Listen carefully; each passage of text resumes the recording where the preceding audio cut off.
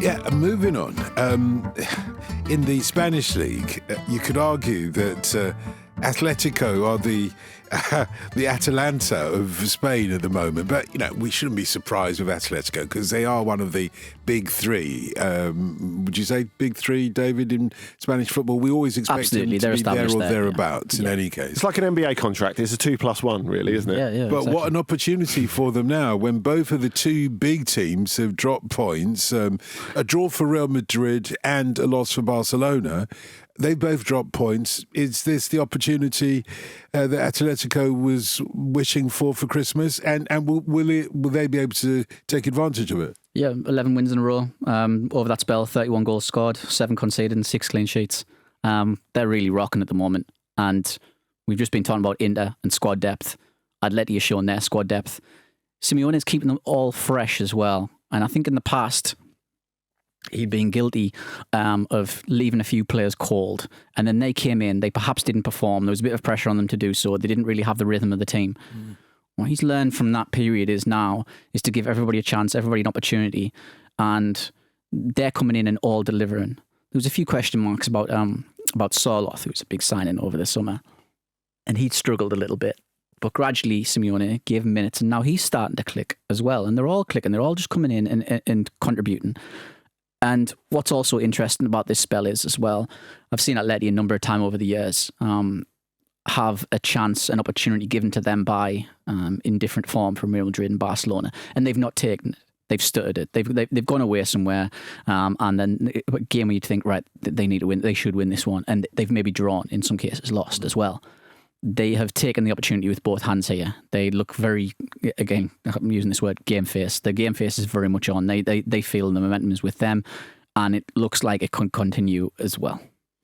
I saw the match against Getafe, and it always surprises me that our old friend Griezmann is in the middle of it. Not just in the middle of it all, but in the middle of the penalty box, almost like a centre forward. But I think that the great thing about him, and it goes back to what David was saying about the most promising thing for them is the way that Simeone is managing the resources. I mean, the two subs combined to create the winning goal against Getafe, which was 20 minutes from the end, and Sorloth ended up finishing it off again in the end with a really good header.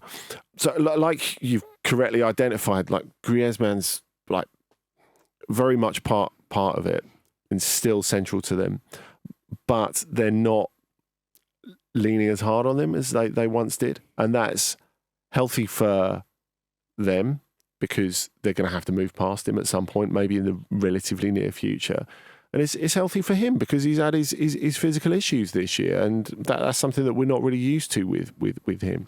So I think that there were so many other things to manage for them going into the start of this season, and that they've had like the high turnover of players in the last 2 years. And we think of Atleti as being like an absolute constant under Simeone, and it's not been that. You know, they reached a point where they couldn't play like the 2014 and 2016 Atletico anymore. And then they sort of get to this point where, you know, some of these mainstays are no longer there.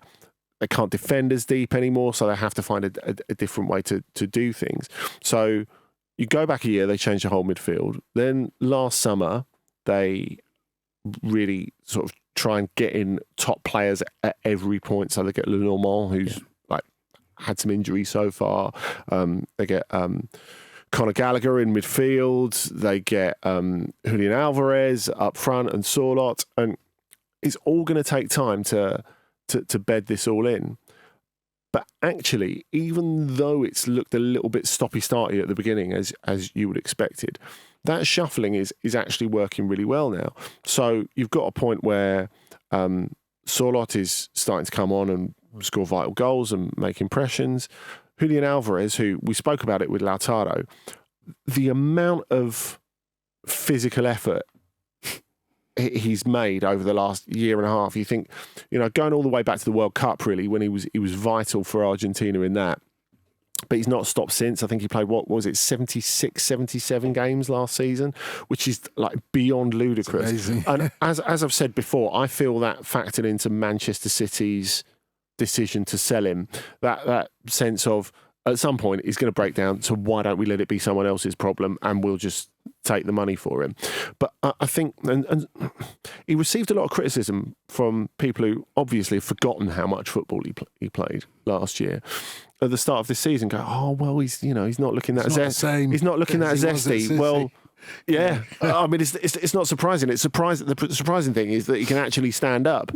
But I think if you look at the contributions that Alvarez has made, David, that's a testament to how well that Simeone has used him. Not just in terms of the patience, but in terms of sparing his minutes and knowing when to play him and when not to. No, absolutely. And he's come away. I think he's got the fourth most minutes now in that first team. So Griezmann's on top, 1,708 minutes, and then Alvarez is fourth with 1,531. So, he's very much a key part of this. And it's interesting you bring up the patience as well. There was a few calls for him to be dropped. There was a few calls for him to be saying, like what is his role in this Atleti? Simeone loves him. He was adamant that he wanted Julian Alvarez. I think he's wanted from quite a while, to be honest with you. Does he get the full manifestation of that role before Griezmann goes? I think so. I think that's potentially. I think that's where it's shaping up to be. Right. For him to be that, and I think he's that. I think he's good enough to do so as well. I think he is. So it was interesting that Simeone stuck by him and said, "Look, we paid a lot of money to this kid, and I believe in him, and I've wanted him for quite a while. There's no way I'm ditching him straight away." And he's become such an integral part of this side. And it's been fantastic to see. So, yeah, even though he played a lot of football and much has been made of that, he's continued to play a lot of football. The difference is, I think at City, he was somebody who has been dropped in every now and then, didn't really get a chance to understand the rhythm and the flow of that system, whereas with Atleti, he is now a guaranteed starter. And you can see that kind of energise him, give him an extra level up, which has been really impressive. But is it like Andy said earlier on, when he said that Atleti are not dependent upon Griezmann? Are they dependent upon the other two, Real and Barcelona, dropping the ball for them to win La Liga? I think those two do need to stutter. And there will be a few more spells of stuttering from all three teams. So yes, I think they're going to be relying upon Barcelona and Real Madrid slipping up. But look, that's the title. That's a title race almost every year. You sometimes do rely on that other team to slip up at some point. I think the problem with Atletico is they're not going to win the league regardless of what the other two do. So I think they're always going to be partly dependent on them because they draw too many games, really. So I think they're super difficult to beat, but there are these occasional games that they won't get over the line. And that was the thing that stymied them right at the start of the season. Now, maybe they change that, especially as they use the subs well. I mean, you look at Angel Correa, he's the ace up your sleeve, really. That he's someone who, not saying that he can't start games, but he's ideal to bring on with 20 minutes left when you just need to conjure something out of a really unpromising situation. Definitely, and they'd probably argue, we haven't seen the best of Starlot so far as well. Yeah. So they might say maybe in the run in the last 10, 15 games, who knows, he might kick on, score 8, 10 goals that helps them get over the line. But look, they're looking across at Real Madrid and Barcelona and the issues that they've had, the injuries that they've had, the adaptation of Mbappe. At Barcelona, they've fell off a little bit, and now they've got an injury. Bad run, isn't it? It is, and they've got an injury to their main man in Lamine Yamal. And this upcoming weekend, they play Atleti. That will be an interesting match. So I'm looking forward to seeing who chooses that one for the game of the week.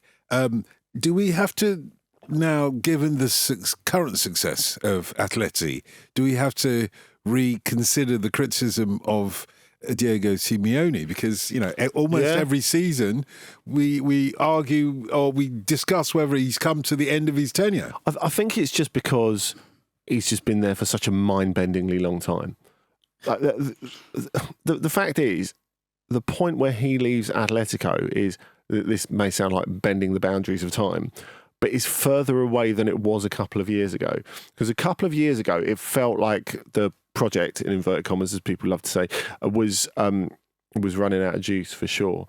But I think if you look at the past 18 months to 2 years, I think people outside the club as well as inside the club, and there was never any massive challenge to him inside the club, but outside the club, there's a better understanding of, especially before they made all these transfers, how much he was still getting out of this set of players, which was really beyond belief. You know, that they were suffering from, they needed this big transfer window because they were suffering from a lack of investment. You know, you think of like last season where a lot of times they're going in with Axel Witsel, who was playing at centre-back because he was considered really too old to play midfield for Dortmund anymore. They had Cesar Azpilicueta, who wasn't required by Chelsea anymore. And, you know, these are still valuable players to their squad, but they have started to freshen in a way that has been overdue. I really think this season so far, and maybe the half season to come and the season after that, and maybe even the season after that, are the recompense for Simeone for all those years that he got them in the Champions League when there's no real investment in the team. They're the recompense for him and I suppose Antoine Griezmann as well, who's really him on the pitch. Yeah. And I think, honestly, you look at and Andy's just touched on it there, you look at those Atleti squads over the last 2 to 3 years before this season, they are not very good. And they were very much in, a situation of going to the bargain basement. So instead of getting a top centre-back, which they absolutely needed, they went and got Axel Witsel, and then who was a DM, and they turned him into a centre back. So it's things like this. They went and got Soinke from Leicester as well. You know, they went and got these cheap bargain basement deals instead of getting top end, and now they got Robin Lenormand, who's excellent. And just while I'm on talking about the defence, essentially a new signing. When you have Josema Jimenez playing as regularly, avoiding injury as he is right now. It's a massive thing. He is one of the best centre-backs in the world when he is fully fit. He is up there top 5 for me. I think he's a phenomenal centre-back. It's funny, if you look at his injuries over the last 10 years, in one way, it's a miracle that he's still playing top-level football. Yeah. And from the other perspective, it's kind of the Ronaldo Nazario thing, you know, that sort of what could he have been. You look at Josema Jimenez, he could have been indisputably the best centre-back in the world. Easily. I think. And he's not been because of, mainly injuries over that little period. But like I say, it's like the Ronaldo Nazario thing. You always talk about what could he have been if he wasn't for the injuries. Look at what he has been despite the injuries, I think is more the way to look at it. I suppose it depends if you're a glass half full or half empty kind of person. You're both going to be surprised that we've got a response from Diego Simeone to everything both of you have just said. Except, it's good to know he's listening. Yeah. Except it's in a foreign language, so if you could translate it goes something like this. I'm reiterative, I'm boring, I'm not going to change. Until the last day, it will be one game at a time. If we don't look at it that way, there will be no light. Partido a partido. That is the Simeone, honestly. When he leaves football, that's what he'll be remembered by game. That's how he says. People love asking, are you going to win the title? Are you going for the Champions League? He goes, partido a partido, game by game. But he seems really re-energised by it all as well. You know, he feels like, if you see his touchline demeanour, obviously his touchline demeanour is a massive part of Atletico and what they do. He seems to have just that maybe 5% more energy on the touchline. It's because he's been given some players, and because his new toys. His son's in the team now as well. That helps. That gives you a bit of energy. Yeah, and you know what? He's been outstanding so far. Yeah, he isn't a nepo baby. He is there. That's justified. He's playing. But he's the typical kid who has to work twice as hard as anyone else to get in the team, isn't he? Exactly. Yeah. If your dad's the boss,